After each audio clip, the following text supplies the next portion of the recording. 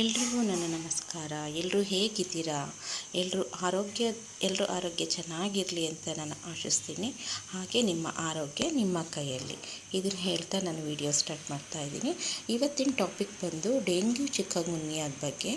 Dengue chikungunya ಹೇಗೆ ಬರುತ್ತೆ ಅಂತ ಹೇಳಿದ್ರೆ, ಇದು ಒಂದು ನಿಮಗೆ ಗೊತ್ತಿರೋ ಹಾಗೆ ಸೊಳ್ಳೆ ನೇಮ್ ಬಂದು ಏಡಿಸ್ ಈಜಿಪ್ಟೈ ಅಂತ.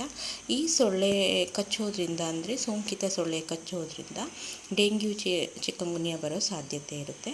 ನಾವು ಈ ಸೊಳ್ಳೆ ಕಚ್ಚಾದಮೇಲೆ ಅಥವಾ ಈ ಸೊಳ್ಳೆಗಳು ಆದಮೇಲೆ ಅಥವಾ ಲಕ್ಷಣಗಳು ಉಂಟಾದಮೇಲೆ ಹಾಸ್ಪಿಟಲ್ಗೆ ಹೋಗಿ ಚಿಕಿತ್ಸೆ ಪಡೆಯೋದಕ್ಕಿಂತ ಈ ಸೊಳ್ಳೆನೇ ಉತ್ಪತ್ತಿ ಆಗ್ದಂಗೆ ನಾವು ಕೆಲವು ಸರ್ವೆಗಳನ್ನ ಮಾಡ್ತೀವಿ. ಆ ಸರ್ವೆನೇ ಲಾರ್ವಾ ಸರ್ವೆ ಅಂತ ಹೇಳಿ.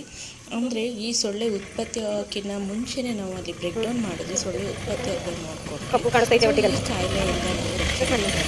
ಕಾಯಿಲೆನೇ ಉಂಟಾಗ್ದಂಗೆ ನಾವು ನೋಡ್ಕೋಬೋದು ಅನ್ನೋದು ನಮ್ಮ ಉದ್ದೇಶ.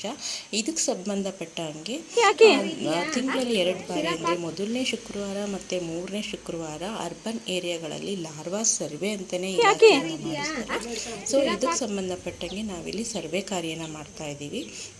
ಅಂದರೆ ಈ ಸೊಳ್ಳೆ ಬೆಳೆಯೋದು ಎಲ್ಲಿ ಅಂತಂದರೆ ಸ್ವಚ್ಛ, ತಿಳಿ, ತಣ್ಣನೆಯ, ತಂಪಾದ ನೀರಿನಲ್ಲಿ.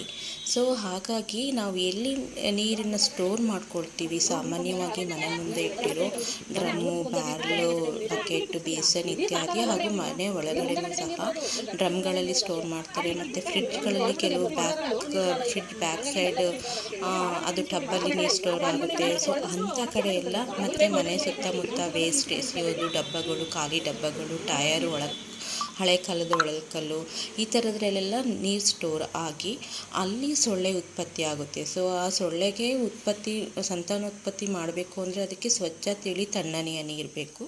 ಸೊ ನಾವು ಆ ಥರದ ನೀರು ಏನಾದರೂ ಎಲ್ಲಾದರೂ ಇದ್ದರೆ ಅದನ್ನು ಅಟ್ಲೀಸ್ಟ್ ವಾರಕ್ಕೊಂದ್ಸಲ ಆ ಪರಿಕರ, ನೀವು ನೀರೇನು ಸ್ಟೋರ್ ಮಾಡ್ಕೊಳ್ತೀರ ಆ ಪರಿಕರನ ಸ್ವಚ್ಛಗೊಳಿಸಿ, ನಂತರ ನೀವು ನೀರನ್ನು ಆ ಪರಿಕರನ ಚೆನ್ನಾಗಿ ಉಜ್ಜಿ ತೊಳೆದು, ಬ್ರಷ್ ಯೂಸ್ ಮಾಡಿ ಉಜ್ಜಿ ತೊಳೆದು ಒಣಗಿಸಿ ನಂತರ ನೀವು ಸ್ಟೋರ್ ಮಾಡಿಕೊಂಡ್ರೆ ಡೆಂಗ್ಯೂ ಚಿಕನ್ಗುನ್ಯಾ ಸೊಳ್ಳೆಗಳು ಅಲ್ಲಿ ಉತ್ಪತ್ತಿ ಆಗಲ್ಲ.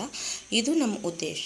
ಇದ್ರ ಪ್ರಕಾರ ನಾವು ಲಾರ್ವಾ ಸರ್ವೆನ ಮಾಡಿಬಿಟ್ಟು ಅವ್ರ ಮನೆಗಳಲ್ಲಿ ನೀರು ಎಲ್ಲಿ ಸ್ಟೋರ್ ಆಗಿದೆ ನೋಡಿ, ಡ್ರಮ್ಮು, ಬ್ಯಾರ್ಲು, ಈ ಥರದ್ರಲ್ಲಿ ನಾವು ಬರೀ ಕಣ್ಣಿಗೆ ಲಾರ್ವಾಗಳು ಕಾಣಿಸೋದಿಲ್ಲ. ಹಾಗಾಗಿ ನಾವು ಟಾರ್ಚ್ ಬಿಟ್ಟು ನೋಡ್ತೀವಿ.